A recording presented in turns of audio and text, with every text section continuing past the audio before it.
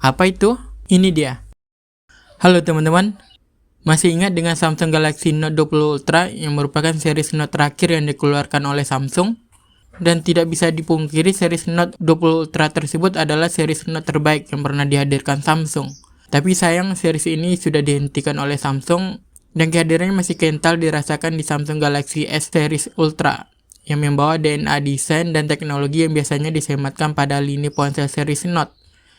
Samsung Galaxy Note 20 Ultra yang diperkenalkan Samsung pada Agustus 2020 lalu membawa desain yang menurut saya sangat estetik dengan bentang layar 6,9 inci dan mengusung panel OLED yang dikembangkan oleh Samsung yaitu Dynamic AMOLED 2X.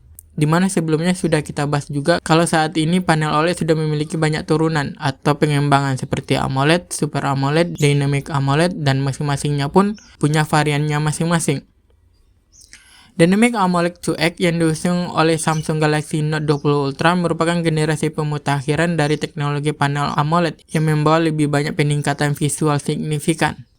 Jika dibandingkan dengan panel Super AMOLED yang merupakan generasi pendahulunya, teknologi panel Dynamic AMOLED 2X ini justru memiliki tambahan sertifikasi HDR10+ generasi kedua yang mampu menampilkan kedalaman warna hingga lebih dari 1 miliar warna.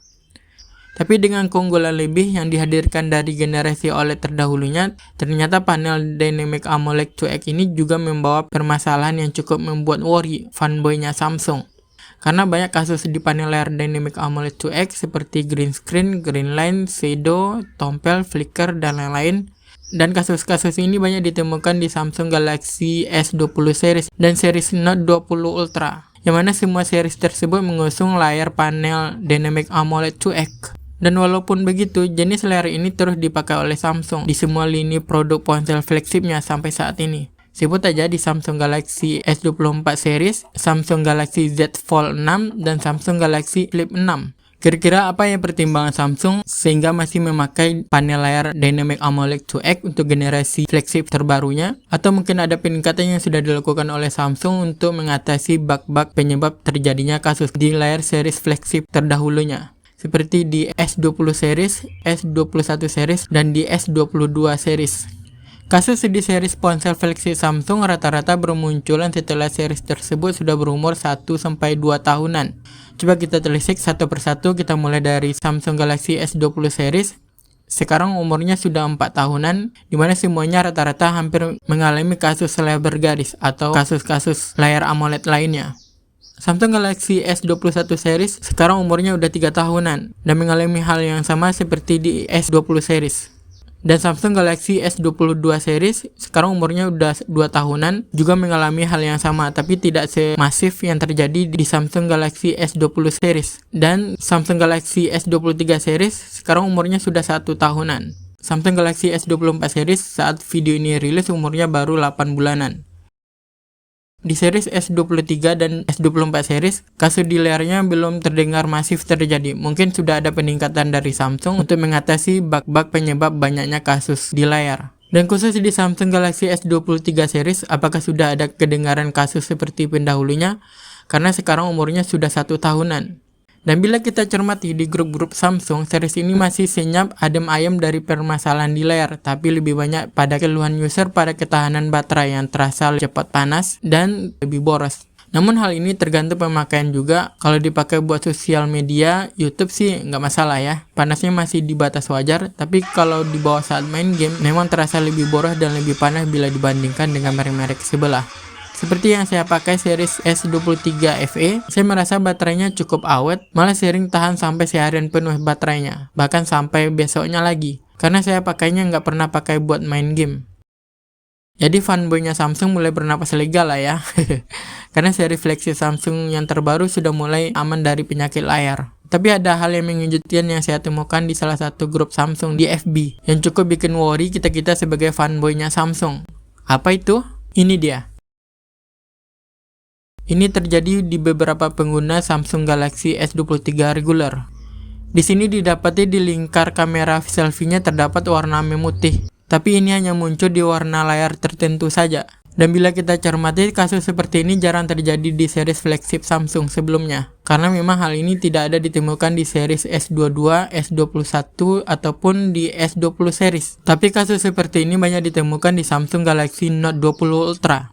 Ada yang sebut kasus ini shadow, ada juga yang nyebut ini adalah bar-in, atau penyebutannya saja yang berbeda. Kalau di Note 20 Ultra, hal ini terjadi di sepanjang pinggiran layar hingga di lingkaran kamera selfie-nya, di mana di sekeliling pinggiran layar terdapat warna memutih. Walaupun warna layar diganti-ganti, tetap akan kelihatan bagian pinggiran berwarna keputihan. Tapi hal itu tidak muncul bila warna pada layar diubah menjadi warna hitam.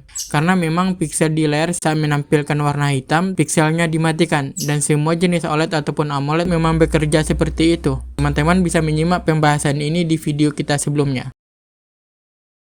Dan warna memutih ini disebut terjadi karena faktor kebiasaan pengguna yang menggunakan wallpaper atau tema yang warnanya sama secara terus-menerus. Di mana setiap layar OLED ataupun AMOLED memiliki 3 warna utama, yaitu red, green, blue atau disingkat RGB.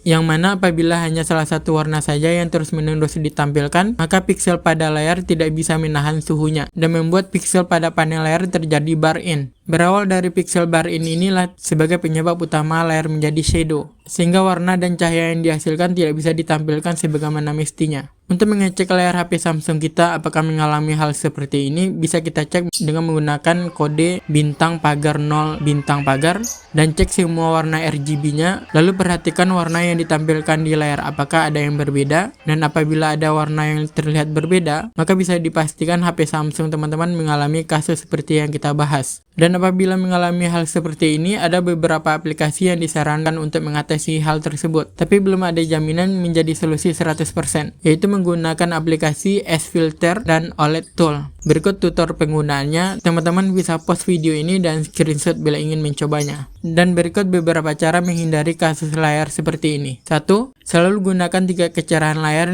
50% atau di bawahnya, karena layar yang terang dan dalam waktu yang lama membutuhkan daya yang semakin kuat, sehingga lebih rentan terjadinya shadow atau bar-in. 2. Gunakan live wallpaper. Dengan menggunakan live wallpaper, warna di panel layar akan berubah-ubah. Hal ini dapat menghindari penggunaan salah satu warna RGB yang terus-menerus, yang dapat menyebabkan terjadinya bar-in, seperti yang sudah kita bahas di atas tadi. 3. Gunakan dark mode atau wallpaper gelap, karena saat menampilkan warna gelap atau hitam, piksel dapat diistirahatkan, karena memang seperti itulah kerja panel layar OLED ataupun AMOLED hingga semua turunannya, yang sudah kita bahas di video sebelumnya. Karena memang saat menampilkan warna hitam, piksel di layar OLED ataupun AMOLED pikselnya dimatikan. 4. Sebaiknya nonaktifkan always on display. 5. Jangan sering menampilkan warna cerah secara terus-menerus dalam keadaan tingkat brightness terlalu tinggi.